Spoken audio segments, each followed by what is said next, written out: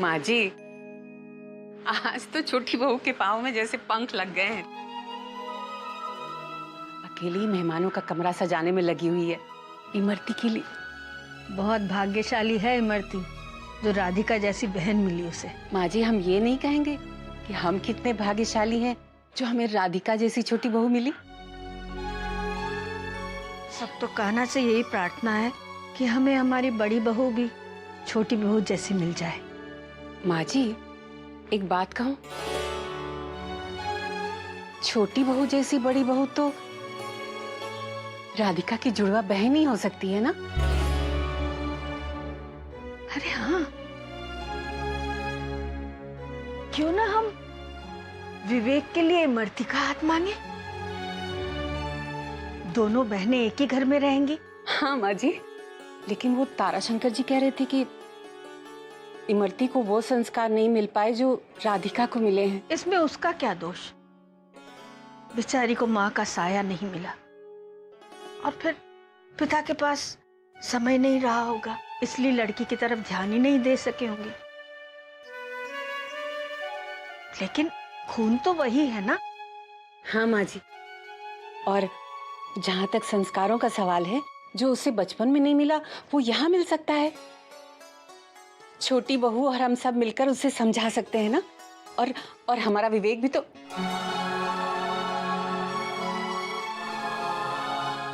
क्या हुआ वैशाली? माँ जी, पंडित जी कह रहे थे कि रिश्ते तो बहुत सारे हैं विवेक के लिए, लेकिन ये उसकी दूसरी शादी है ना, और एक्सीडेंट के बाद विवेक को। बात तुम्हारी सही है। क्यों ना हम छोटी बहू से बात करें, उसके क्या विचार है। फिर कान्हा की मर्जी, आखिर कान्हा की मर्जी से ही तो हमें छोटी बहू मिली है, और उसने देव और हमारा जीवन सपनों से भी सुंदर बना दिया है। और मुझे लगता है कि विवेक का जीवन भी उसी का दूसरा रूप इमरती संवार सकती है। आखिर राधिका की बहन राधिका जैसी होगी ना। इमरती, इमरती बेटा। आ गया बुढ़े लाइन पे। गया तो तू ऐसा था जैसे तू फिर कभी अपनी शक्ल मुझे दिखाएगा नहीं। आना पड़ा नहीं इमरती के पास वापस। अरे मैं तुझे अपने साथ ले जाने आया हूं बेटा इमरती। हैरान होने की कोई जरूरत ना है, बहुत बड़ी खबर लेके आया हूं। कल हम दिल्ली जा रहे हैं। हाँ। क्यों बे बुढ़े, सठिया गया है क्या? कहीं नहीं जाने वाली हूं मैं। अरे पगली, मोरी बात तो सुन ले। नीचे तो बैठ। मैं यहीं ठीक हूं। तेरी बहन से मिलने जा रहे हैं। जुड़वा बहन तेरी, राधिका नाम है उसका। ढूंढ आया तो उस मनुष्य को जिसकी वजह से मुझे पूरी जिंदगी परेशानी में बितानी पड़ी, जिसकी वजह से मेरा बाप होते हुए मुझे हमेशा एक अनाथ की तरह जीना पड़ा। तूने मुझसे कभी प्यार नहीं किया। एक पंडित के कहने पर कि वो एक पुण्य आत्मा है और मैं एक दुष्ट आत्मा, तू मुझसे बैरी कर बैठा। लेकिन भगवान की माया तो देख। तू छोड़ना मुझे चाहता था ना सीढ़ियों पर, लेकिन छोड़ आया उसे। लेकिन फिर भी उसके लिए तेरा मोह नहीं छूटा। हमेशा उसका रोना रोककर तू मुझसे नफरत ही करता रहा। उसकी वजह से मेरी जिंदगी नर्क बन गई। और तू चाहता है मैं उसे मिलने जाऊं? नहीं जाऊंगी मैं उसे मिलने। जा यहां से।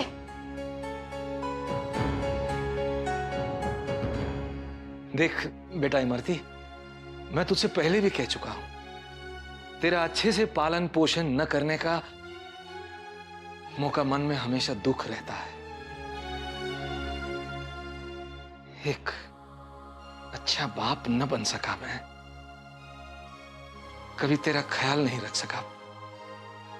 इस गलती के लिए मुझको माफ कर दे इमरती। पर देख बेटा, जो होना था सो हो गया। तू कम से कम अच्छा बनने की कोशिश तो कर। हाँ, तू क्यों मेरी एक गलती की वजह से अपनी जिंदगी बर्बाद कर रही है? ये सब जो तू करती रहती ना, ये इका अच्छा है? पहले तो मेरे अच्छे और बुरे की तुझे सुध ही नहीं थी। अब अचानक से रामायण की पोथी खोलकर क्यों बैठ गया है? चल फुट यहां से, ज्यादा पका मत बुढ़े। अरे तू मुझको बुढ़ा बुढ़ा काहे कहती है बेटा? तू मुझको बाबूजी नहीं कह सकती? भाषण बंद कर अपना, जा यहां से। अच्छा ठीक है, चले जाते हैं। लेकिन कम से कम तू मेरी एक बात तो सुन ले। देख, तेरा यहां रहना बिल्कुल ठीक नहीं है। तू तो जानती है कैसे यहां के सारे लोग तेरी जान के पीछे पड़े रहते हैं। इस जगह को छोड़ने में ही भलाई है। हाँ, और जिस जगह तू जाने वाली है ना, वो बहुत बड़ी जगह है। वहां के लोग बहुत बड़े हैं। बहुत बड़ा घर है तेरी बहन का, एकदम राजा महाराजाओं के महल जैसा। बड़े ऊंचे और अच्छे विचारों वाले लोग हैं। सामंती ठाट में रहते हैं वो इमरती, सामंती ठाट में। खानदानी रईसों में गिनती होती है उनकी इमरती, खानदानी रईसों में।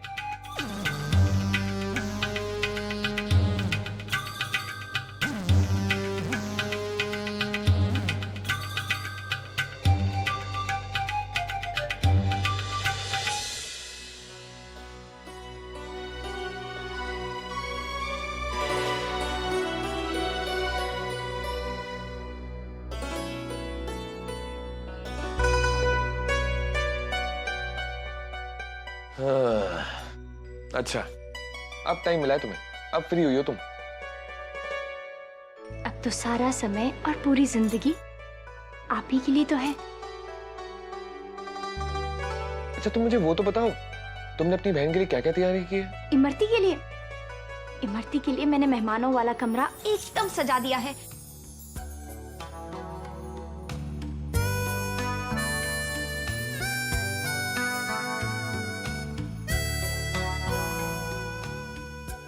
मैं उससे मिलने के लिए इतनी उत्सुक हूँ, इतनी उत्सुक हूँ।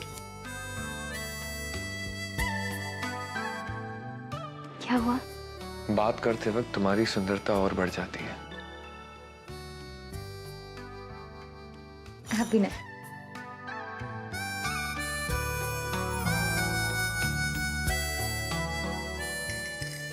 छोटी बहू, छोटी बहू। अरे अरे पर दादी माँ तो यहाँ भी नहीं छोटी है यार। देखते हैं क्या अरे पर मुझे कहाँ लेके जा रही हो? तुम देखो ना जाके।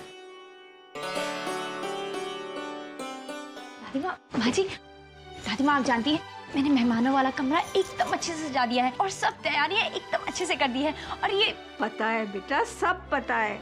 हम तेरी तैयारियां देख कर आ रहे हैं। हाँ बेटा, और देखो ना, सुबह से लेकर रात हो गई, लेकिन हम तुमसे कुछ पूछना चाह रहे थे, पूछ ही नहीं पा रहे। ऐसी कौन सी बात है? इमरती के लिए तेरे मन में इतना प्यार देख के हमें ऐसा लगा क्यों ना तुम दोनों बहनें इसी घर में रहो। मतलब मैं कुछ समझी नहीं। मतलब ये बेटा कि हमारे पुरोहित परिवार के लिए बहुत ही सौभाग्य की बात होगी अगर तुम इमरती को अपनी जिठानी बनाने के लिए तैयार हो जाओ।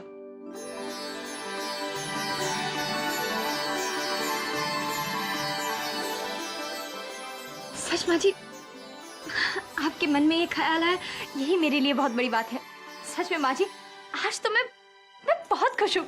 तो हम तेरे बाबूजी से बात करें? अब तो मेरे दो बाबूजी हैं। आप ये कहिए कि आप मथुरा वाले बाबूजी से बात करिए।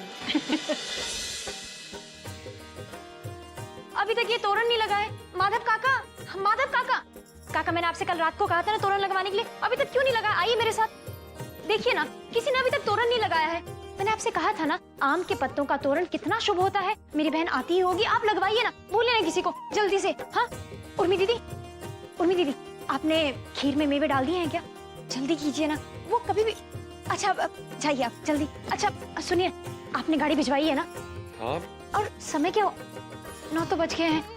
उन्होंने 9 बजे के लिए कहा था ना, अभी तक आए क्यों नहीं है? एक बार आप फिर से ड्राइवर काका को फोन कीजिए ना, शायद रास्ते में ही होंगे। जरा पूछिए ना कहाँ तक पहुंचे हैं वो लोग। राधिका बेटा,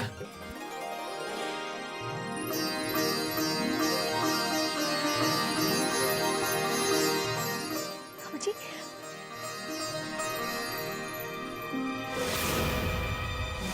अबे बुड्ढे, अब तेरा सामान सारा ढोकर मैं आऊंगी क्या?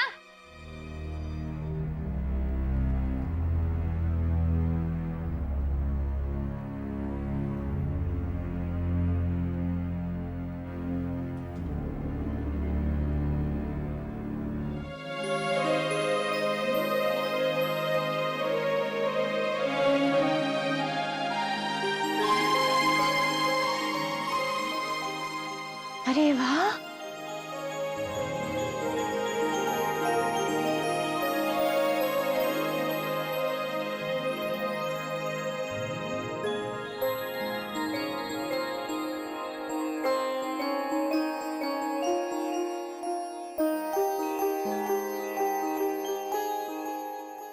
इमरती, धत तेरे की। अबे बुड्ढे, सही कहा था तूने, ये तो हूबहू मेरी तरह है। इमरती, तुम सोच भी नहीं सकती हो आज मैं तुमसे मिलकर कितना खुश हूं। रुक!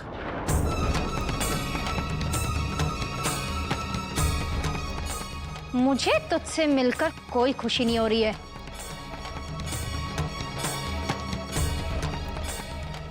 तुम कहना क्या चाहती हो? कुछ नहीं, कुछ नहीं बेटा, वो यात्रा में थक गई है ना, तुम इसे अंदर अपने कमरे में ले जाओ।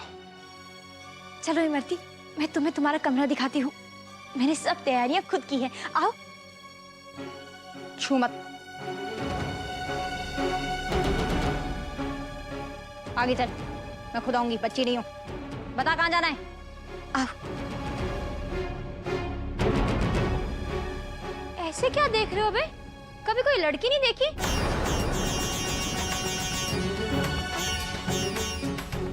ए रुक ना, साथ लेके जा।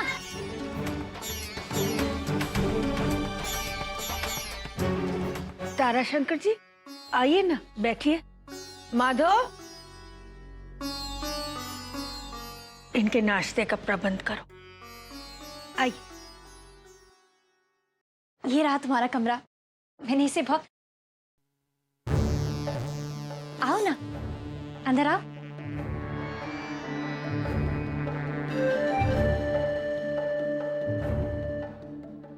इतना बड़ा कमरा। ये कमरा मेरा है? हाँ, तुम्हारा है। कैसा लगा? तो सच कह रही है ना, ये सब तुम्हारा है। और ये कमरा ही नहीं, यहाँ की सारी चीजें सब तुम्हारी है। और मैं तो तुम्हारी बहन हूं ना।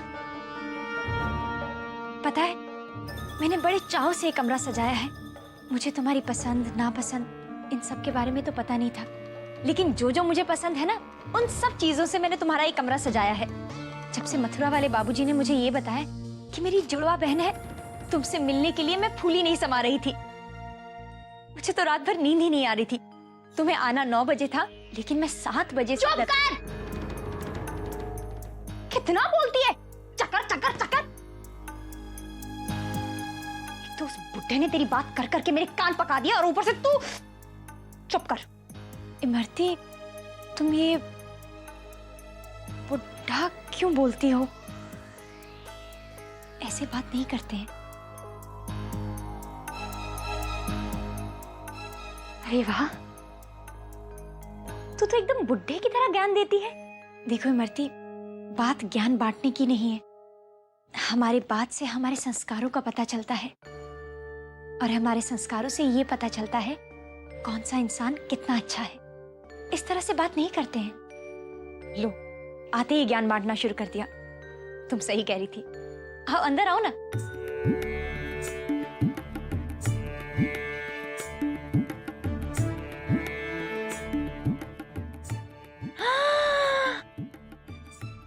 अरे वाह, ये कितना मुलायम है।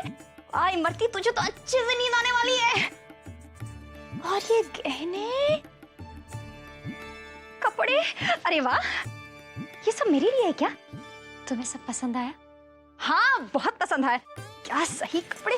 और ये कितना सुंदर है। ये सब क्या मेरे लिए है? हाँ हाँ, ये सब तुम्हारा है। और वैसे भी अब मेरी हर चीज तुम्हारी ही है। और ये सब मैं दिन में 3-4 बार, नहीं 7 बार पहन सकती हूँ क्या? जितनी बार मन करे उतनी बार ही पहनना। अच्छा, अब तुम थक गई होगी, मुंह हाथ धो लो, वो वहां पर बाथरूम है, और जल्दी से नीचे आ जाना। तुम्हें भूख भी लगी होगी। अच्छा, नीचे आ जाना। हाँ,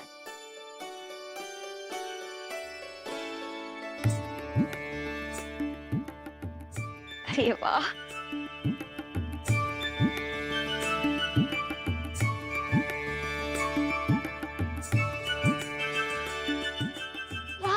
राधिका, तेरा घर तो बड़ा सही है। वो साला बुड्ढा सही कह रहा, तू तो बड़ी अमीर निकली। तेरे पास तो इतना सब है और मेरे पास कुछ भी नहीं। लेकिन ऊपर वाले ने जो मुझे मौका दिया है ना, इसे तो मैं अपने हाथ से जाने नहीं दूंगी। और ये सारे गहने जेवर तेरे सब पैसे लेके यहाँ से फुर हो जाऊंगी। फिर तो मेरे पास भी एक आलीशान बंगला होगा, 4 नौकर मेरे आगे पीछे घूमेंगे और मुझे भी फिर सब कहेंगे इमरती मेम साहब। हाय, तेरे सारे गहने।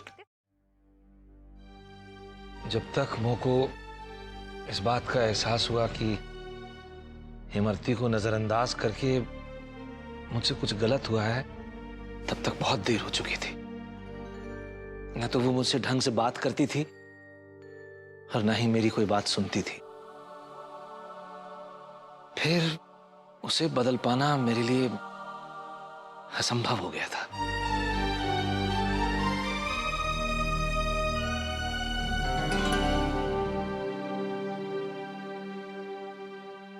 इमरती,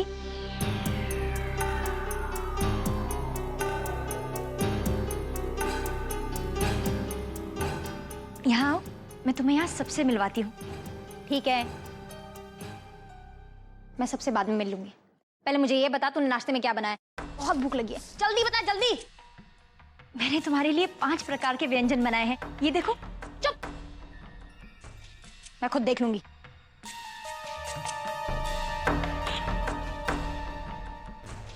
ये मूंग दाल का हलवा है, ये तुम्हारे लिए मैंने पापड़ बनाए हैं। वाह, कितना सारा खाना बनाया है। ये सुन, वो सब्जी दे वहां से।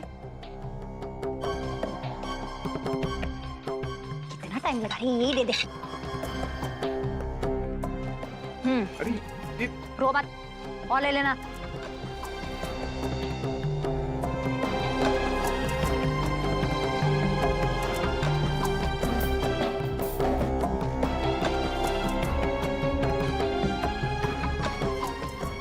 चाहिए नहीं ना? टुकुर करके देखती है।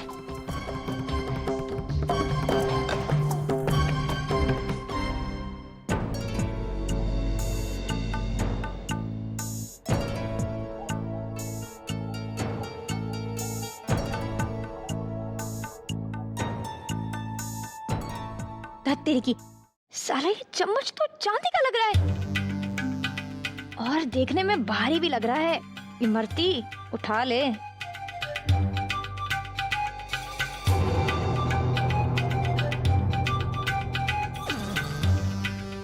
अरे वाह,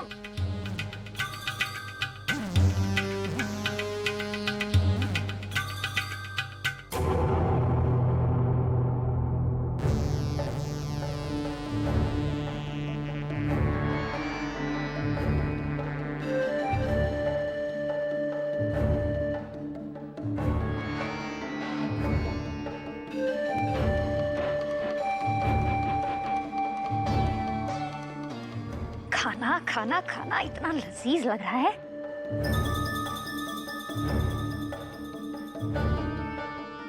ए, पानी दे, ला पानी ला। क्या बे, खाना नहीं मिलता तुमको क्या? रुक रुक रुक, इमरती का प्रसाद, जा खा।